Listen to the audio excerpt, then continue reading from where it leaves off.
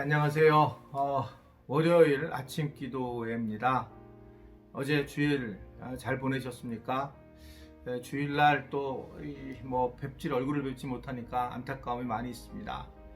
아침 기도회를 하면서 그냥 조금 새롭게 하고 싶은 마음에 뭔가를 소개하면서 시작을 하려고 하는데 오늘은 제 방에 걸려있는 면류관 하나를 소개를 하겠습니다. 이 가시면류관인데 이것은 예수님께서 십자가에 달려 돌아가신 그 가시나무일 확률이 높다. 그냥 내 생각입니다만 이것은 사실은 거의 그 신대원 2학년 때 제가 처음 성지를 가가지고 가시나무를 갖다가 이것을 해봤었습니다. 거기서 가시나무인 걸 갖다가 꺾어 왔어요. 거의 30년이 다 된 건데요. 이게 지금 가시가 보통 이게 큰 게 아니에요. 이 가시가요. 그래서 이게 사실 우리가 생각하는 가시랑 좀 다른 것 같습니다. 이걸 만약에 이렇게 쓴다. 이거가 지금 이거 놔도 아픈데 이걸 눌렀다고 하면 굉장한데 이 가시 크기가 제가 그때 따로 가져온 가시는 막 이거보다 더 컸어요. 가시가요. 우리나라 가시나무는 좀 다릅니다.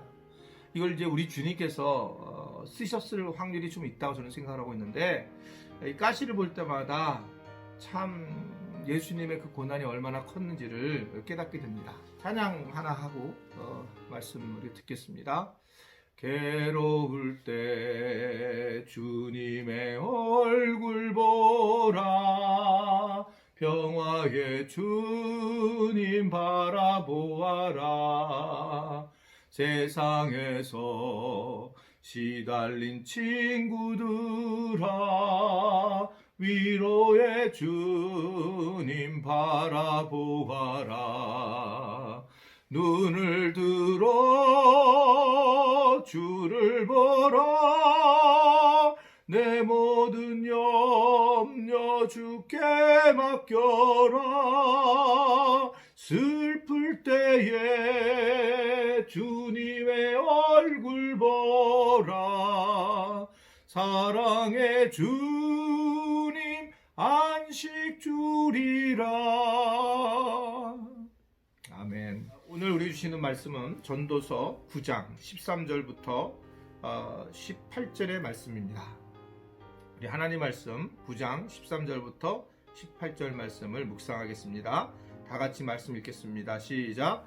내가 또 해 아래에서 지혜를 보고 내가 크게 여긴 것은 이러하니 곧 작고 인구가 많지 아니한 어떤 성읍에 큰 왕이 와서 그것을 에워싸고 큰 흉벽을 쌓고 치고자 할 때에 그 성읍 가운데에 가난한 지혜자가 있어서 그의 지혜로 그 성읍을 가진 그것이라.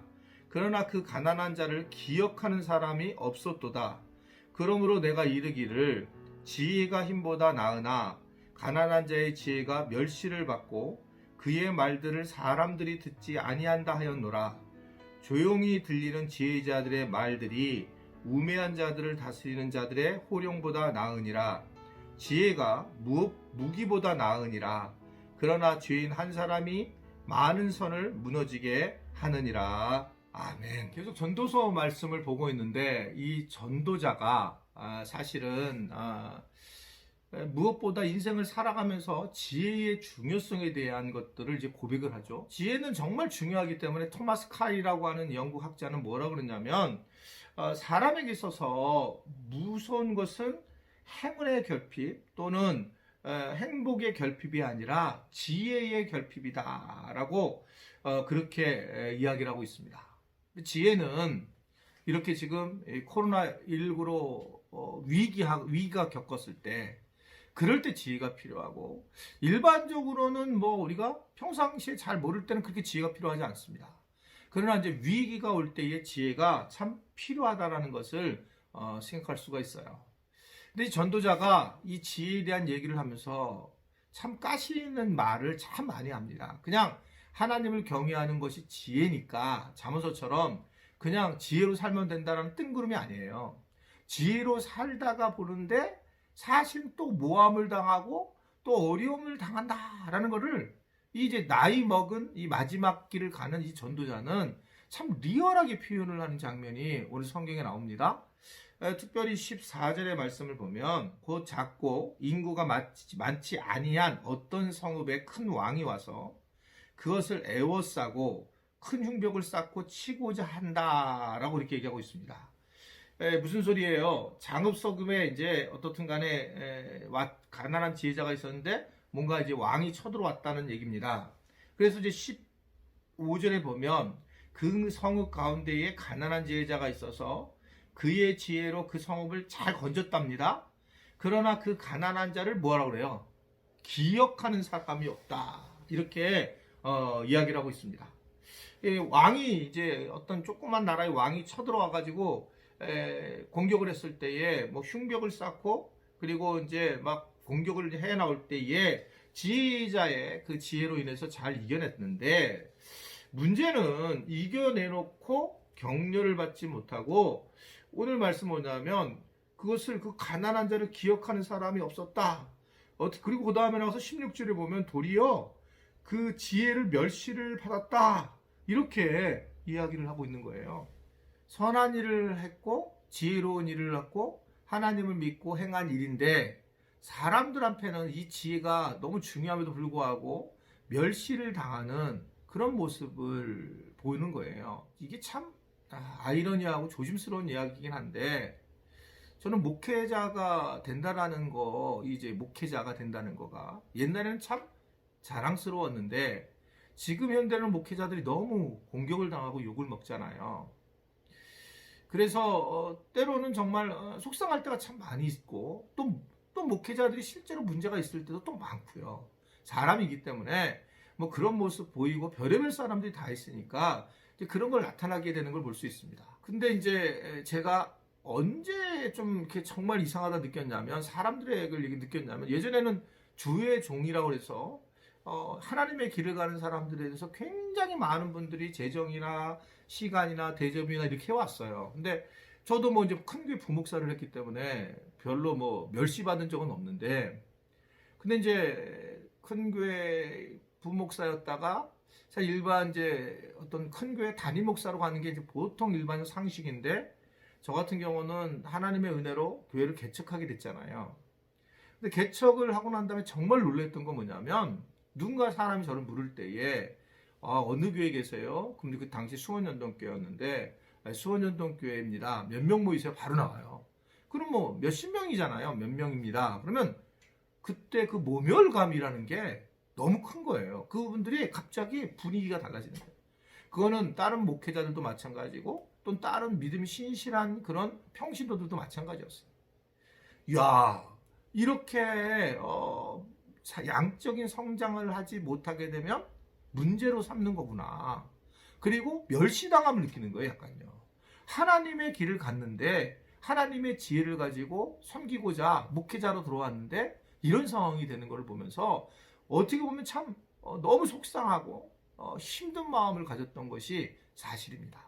하나님의 지혜를 가진 사람이라고 해도 이렇게 멸시를 당하게 되고 또 하나님이 그렇게 인도했음에도 불구하고 무시를 당하는 경우가 굉장히 많이 있다는 거예요.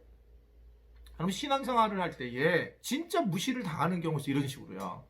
그런 경우는 정말 속상하기도 하지만 속상하죠 그냥. 근데 스스로가 무시당했다고 느끼는 적이 있는 거예요. 저도 이제 이 목회를 한 꽤 되니까 별의별 경험이 다 있는데 얼마 전에는 그런 얘기를 들은 거죠. 누군가가 저한테 선물을 했는데 그 선물이 이제 교회 사무실을 통해서 들어왔단 말이에요.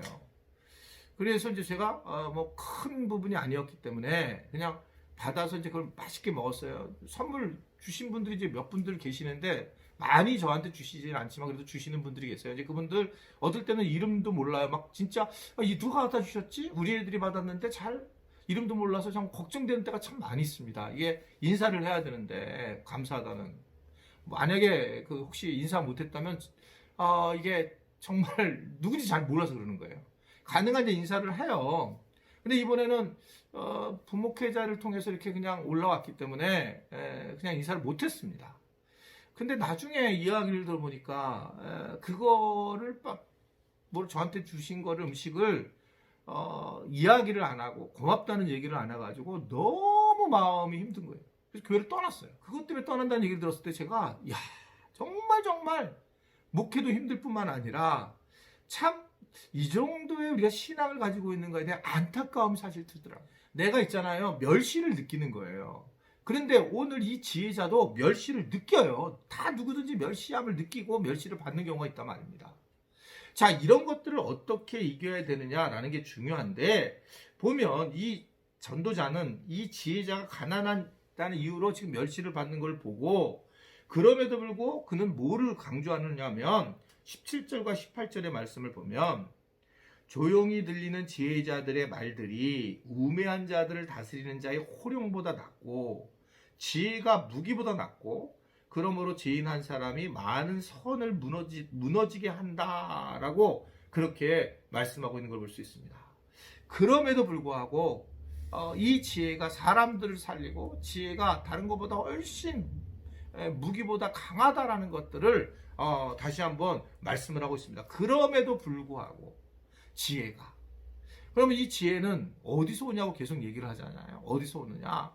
이렇게 지금 말씀을 이렇게 지금 묵상하고, 또 말씀 묵상하면 못하면 이렇게 이제 아침 기도회 같은 걸 통해서 말씀을 함께 듣고 나누고, 그래서 말씀이 내 삶의 중심이 될 때에 실제로 지혜가 지혜로서의 자리를 잡는다라고 하는 것을 말씀을 하고 있는 걸 볼 수가 있습니다. 여러분, 내가 내 생각을 가지고 하루를 살아가면 굉장히 삶이 척박해질 수밖에 없어요. 근데 말씀을 가지고 살아갈 때 지혜로움이 생긴다는 거죠. 어떻게 해나갈 것인가? 어떻게 관계할 것인가? 어떻게 내 마음을 유지시킬 것인가? 또는 어떻게 평강을 누릴 것인가? 이런 많은 것들이 하나님 주신 지혜를 가지고 이루어지는데, 그 부분의 핵심이 뭐냐? 하나님의 말씀을 늘 묵상해야 된다. 말씀을 만나야 된다. 요새 이제 아침 기도회 때문에 연락 오는 분들이 몇 분 계세요. 정말 기쁩니다. 그 한 분을 위해서라도 사실 아침 기도회를 계속 하고 싶은 마음들 들 정도예요. 그런 분들을 위해서.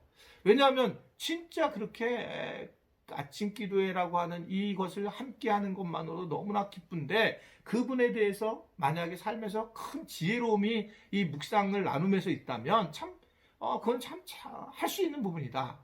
그러나 이게 너무나 이 자리가 쉽지는 않습니다. 이런 게. 그러나 어떻든 뭐 할 수 있을 만큼 이렇게 아침 기도회를 통해서 나누기는 하겠지만, 많은 분들이 고생을 너무 많이 해야 돼요. 그래서 어렵기는 하겠지만 그럼에도 굉장히 그 기쁨이 있다는 거예요. 왜냐하면 그 이유는 잘나서가 아니라 말씀을 묵상하는 분들이 계시다.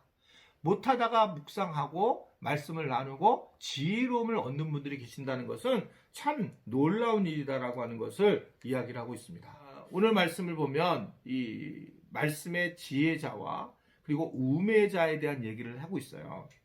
이게 이제 내일도 마찬가지의 내용의 말씀인데, 지혜자와 우매자로 이렇게 사람은 분리를 해요. 그러니까 우매자라고 하는 것은, 우매라고 하는 것의 원어의 뜻은 잠언에서 미련합니다.